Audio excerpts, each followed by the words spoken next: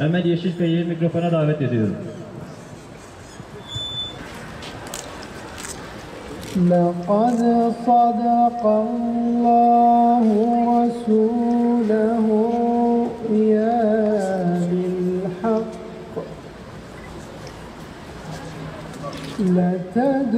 لتدخلن المسجد الحرام إن شاء الله آمين وبالحق ليظهره على الدين. İsrail'in işgalleri sebebiyle Müslüman yurdu her gün ve her gün kan ağlıyor. Yıllardır süregelen zulümler devam ederken İsrail'in başı Yitzhak Herzog Türkiye'ye gelecek olması Türkiye Müslümanları için ancak utanç verici bir durumdur.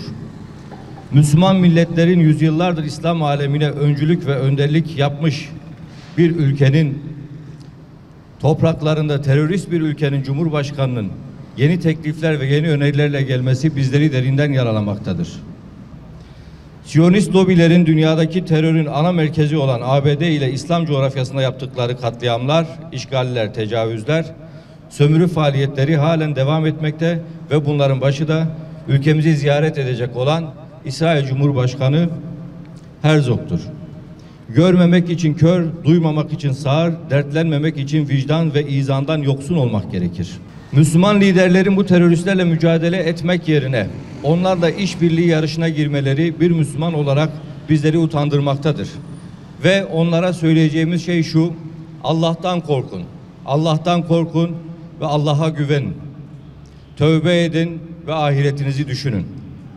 Allah'ın laneti zalimlerin üzerine olsun. Allah'ın laneti tüm işbirlikçilerin üzerine olsun.